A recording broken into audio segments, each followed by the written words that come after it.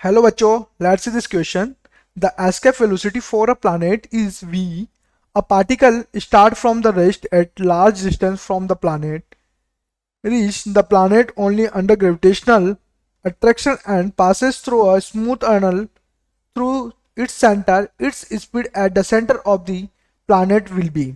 बच्चों यहाँ पर क्या है, देखो एक क्वेश्चन में अगर हम लोग देखें यहाँ तो क्या है कि अगर हम लोग को बोला कि एस्केप वेलोसिटी, सबसे पहले तो इसने बोला यहाँ कि हमारे पास क्या है, एक प्लानेट है, ठीक है, एक पार्टिकल है, मतलब उसकी डिस्टेंस क्या है, ज्यादा है। एक मैं बोलूँ कि यहाँ एक पार्टिकल है, उसकी डिस्टेंस ज्यादा है।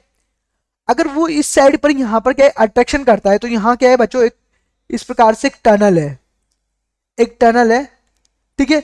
वो क्या है, इस साइड आने की कोशिश कर रहा है, मीन्स अट्रैक्शन करेगा यहाँ पर, ठीक है। अब ग्रेविटेशनल फोर्स लग रहा है इस पे, ग्रेविटेशनल अट्रैक्शन हो रहा है। तो ग्रेविटेशनल फोर्स के अंदर क्या होता है कि बच्चों इस पॉइंट की जो एनर्जी है और जो यहाँ की जो इसकी सेंटर की एनर्जी है, वो दोनों ही क्या होती है, कंजर्व रहती है। तो जो जो कंजर्वेटिव एनर्जी है दोनों की, तो वो क्या होगी, एक दूसरे के इक्वल होगी, ठीक है। तो वो कंजर्वेटिव एनर्जी तो क्या होगी, हमारे पास इक्वल होगी, ठीक है। तो सबसे पहले मैंने बोला कि ये पार्टिकल्स इधर आएगा अंदर की साइड, तो कुछ ना कुछ वेलोसिटी होगी उसके पास, ठीक है। तो मैं यहां बोल सकता हूं कि यहां अगर इस क्वेश्चंस का अगर की कंसेप्ट देखें हम लोग,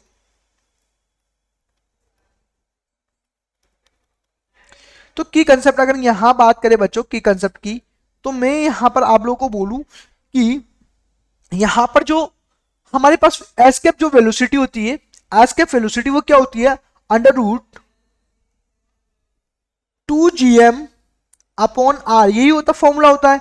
तो एस्केप वेलोसिटी का फॉर्मूले से हम लोग क्या करेंगे, पूरा का पूरा जो स्टोरी है वो इसी के ऊपर डिपेंड है, तो इसी से हम लोग यहाँ निकाल लेंगे, ठीक है।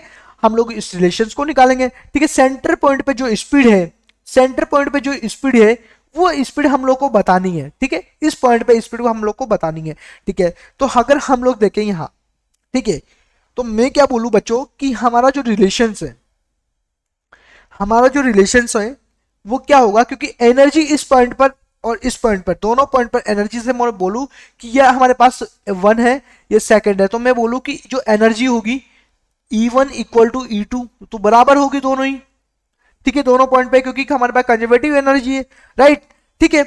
अब बचा हम लोग यहाँ पर E1 और E2 की बात करें, ठीक है।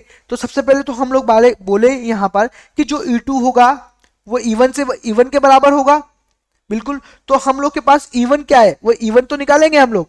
तो बच्चों यहाँ देखो E1 की वैल्यू निकालूं मैं, तो क्या हो जाएगा, ये काइनेटिक एनर्जी हाफ mv² होता है, ठीक है। लेकिन हम बोलते हैं कि कहीं कोई भी हमारे पास यहाँ पर जो पोटेंशियल एनर्जी होती है इसके सेंटर पर यहाँ पर, तो वो क्या होती है, किसी भी स्पेयर, कोई भी स्पेयर में किसके सेंटर में जो पोटेंशियल एनर्जी होती है वो क्या होती है, -3/2 जीएम अपॉन आर, ये फिक्स होती है किसी भी स्पेयर में, ठीक है।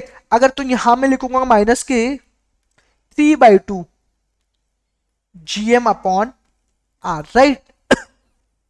चलो, तो इस प्रकार से हम लोग यहां देखते हैं। तो अगर हमारे पास यह हमारे पास हो गई एनर्जी, ठीक है, तो मैंने यहां पर इस प्रकार से लिख लिया। तो मैं इसको वापस से अगर सिंप्लीफाई करूं तो इसको लिख सकता हूं हाफ mv² माइनस के 3/2 जी एम ई अर्थ की, और ये हमारे पास किसका हो जाएगा, इसका मास पार्टिकल का, और ये अपॉन इसकी डिस्टेंस हो जाएगी, राइट, ठीक है। तो ये हमारे पास आ गई। तो अब यहाँ देखेंगे ई टू की बात करें बच्चों, तो एनर्जी टू की बात करें तो उसके ऊपर यहाँ एनर्जी क्या होगी हमारे पास, यहाँ तो जीरो होगी, ये इधर आ रहा है तो यहाँ पर तो क्या हो जाएगी, ये जीरो हो जाएगी एनर्जी।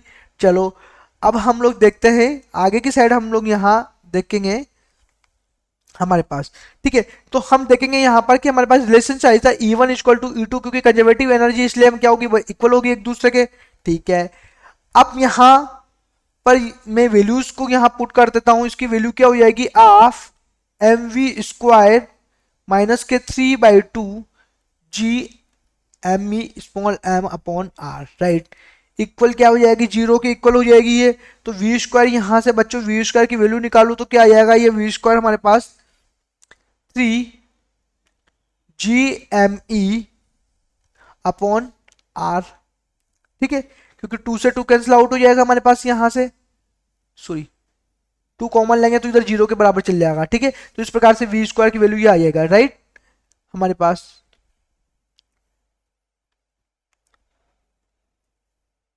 टू, इसको ऐसे भी लिख सकते हो आप, half m v square equal to 3/2 G M E small m upon R, right, इस प्रकार से भी लिख सकते हैं बच्चों।